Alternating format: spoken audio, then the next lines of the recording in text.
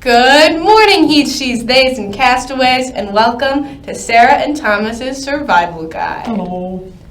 Starting off with the Spectator Draft. Will, Bruce, and Matt were voted out. So that leaves us with 11 out of 22 perfect drafts. Only half of them are left. Both of them were kind of inactive, so it wasn't a surprise, but it was a disappointment for Amelia, Thomas, Maggie, and Morgan, who all lost their perfect drafts. And so, if your name starts with M, you better watch out, because Maggie, Morgan, Madeline, and Michael, their drafts are all not perfect anymore, so. I'm upset about Matt. He should have been more active. I'll punish him somehow. Did you know that Matt is actually short for Mackle? True fact. Did not make that up right now.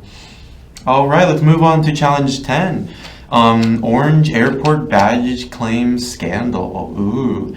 So Cassidy Orange ran this challenge, and essentially production, hosts, and spectators got to throw bags, and castaways had to catch bags. Eventually some bombs were thrown in the mix, and it really confused some people. Starting on top, we had Cassidy, who absolutely slayed the competition. Unfortunately, it wasn't enough to bring a victory home for the Brainiacs. Even though she caught more bags than the entire Pride tribe from last season. I don't know why that was a struggle to say. Izzy and Evan were second place, which is probably why they ended up securing the dub.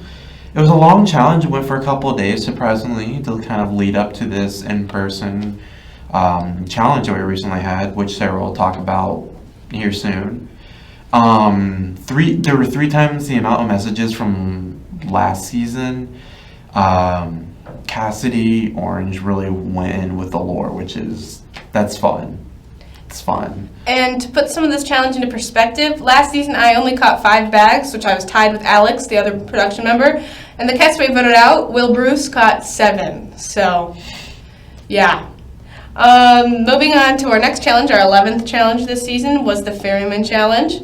So I was the puzzle master with Liberty. We were in front of Slater, and Gannon helped us draw these like symbols in front. They were like runic codes or whatever, and then there were like 2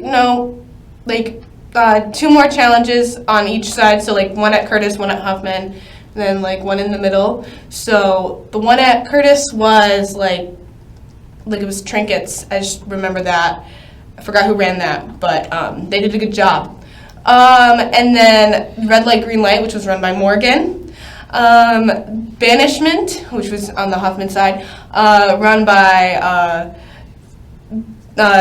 Scoos, and then they were babysitting Hayden and Zoe, the terrible twins. And then Noah and a few of our spectators were the Banquet of the Lost nearby, the Bandersnatch. And those 2 challenges over there kind of were a little bit more difficult because the Flamingos, they started off at Curtis, and they got to our station first. They argued a lot, and my station is in the middle. And then the Brainiacs got there quite a bit later. Cassidy took over everything. She was kind of stressed, and by kind of, I mean like very. But, they pushed through it, and, the Flamingos must have had a lot of trouble after they left their station because the Brainiacs sped through red light, green light, and they ended up winning at the end, so clearly they did better. And they seem to be working together in person. They seem to struggle working together, at least from what I saw. They were not having the greatest time. Izzy was not having fun with their tribe, and I mean, Cassidy was doing a little better, but they definitely both complained about the situations. And then Cassidy felt good about the Brainiacs, but Abby disagreed. And then the Flamingos kind of thought of Izzy as a roadblock. and because she didn't agree with their ideas and kind of took control of everything. And I witnessed some of that firsthand where, Evan was like, step on this, the heart, the left heart. And Izzy's like, no, I already did that. So, but it's conflict, it happens. Yeah. It was funny watching them though. They were really struggling. Yeah, I was sick. They also had to be blindfolded, by the way, when they were walking from place to place. Kind of forgot about that when they showed up, and I was just like, what's going on? And they're like, can we take our blindfolds off? And I'm like, probably, yeah. A bit awkward. Moving on, let's cover Tribal 8, which was the Brainiacs. That was our third one in a row. Will Bruce was voted off. Not very active, as we mentioned before, so only 7 messages, which is a lot less than most of the other people in the Brainiacs.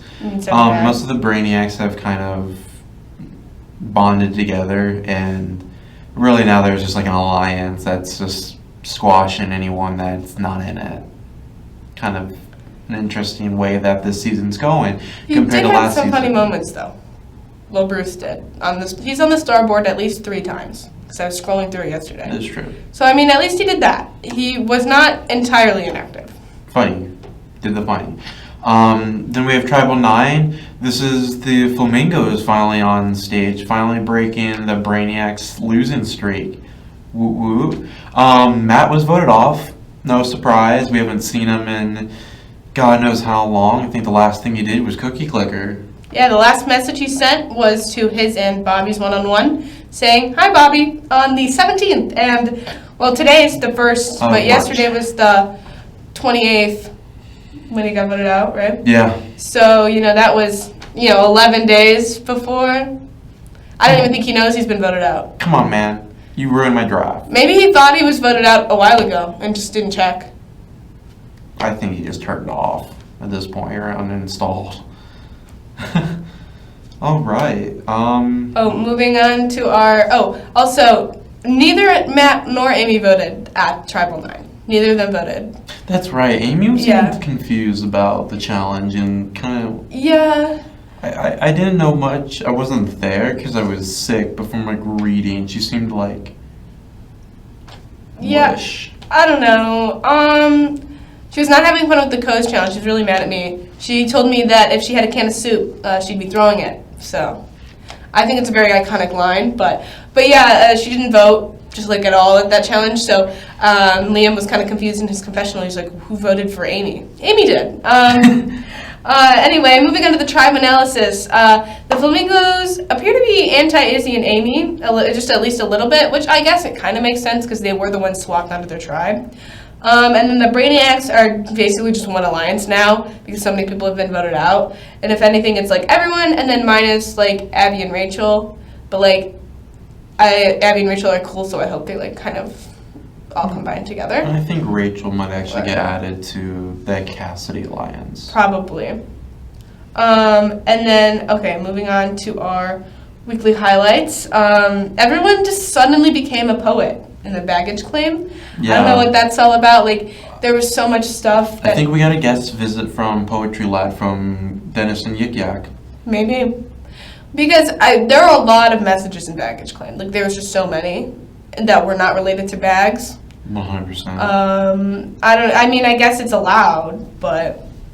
and Cassidy found the idol. I can't believe we haven't mentioned this yet. Cassidy did find the idol. Yeah, in a birdhouse in Reese Shackelford Commons, that's quite a spot. I don't know how she did this without any clues. Like, I wouldn't have... She had clues. She found...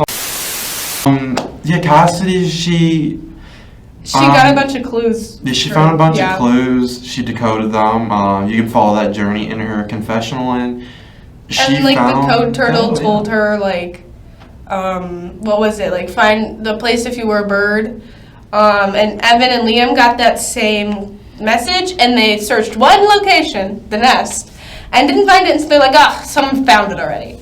Birds do not just go to the nest. Birds are in lots of places. If you were a duck, you would go to the pond. They didn't check there. Anyway, and Cassidy also fooled them by having the idol in her backpack. Well, they confronted her about it because they were like, show your ankles, show your wrists. We need to see if you have the idol. And she's like, I don't. I'm not exactly certain if do believe that though. I think there's a little No, bit of yeah. doubt that They also think that Izzy might have Bible, though. tough. And then in other news, Abby thinks that Mason looks like Buzz Lightyear. I don't see it. I don't, Yeah. but all right. Castaway of the week. My Castaway of the week is Rachel. She wore the cutest shoes and a dress or like a skirt thing in the freezing cold for the Ferryman challenge, and she did not complain. I mean, most of the people did there. Like, they either complained about being cold or they were like, oh, I hate everyone here. But yeah, this, especially some of the flamingos, they were complaining. And the Brainiacs were kind of complaining too. But, Rachel just stayed strong and wore that cute outfit and froze her legs off. So let's go with my Castaway of the week, which is Evan. Tried reaching out to Matt, even though it was useless. Nothing came of it. But he tried. He tried to get Matt back into the game. Nothing happened. He also he started suggesting for Matt to be voted off too, but then also wanted Izzy as well, which we might see the next time that the Funky Flamingos lose a challenge. So we may say goodbye to Izzy, which would be very interesting, honestly. He's really, Evans is out here. He's really hurting my draft, but he's also trying to help at the same time. Like, can you just only help my draft? Like, come on, man. Really? All right, guys. That's all we have for this week. Thank you so much for watching. Now, I gotta go back to the airport, and I need to get my bags, my bagels, and my Badgers back. Gotta do it before I close. All right, I gotta go. Bye, guys.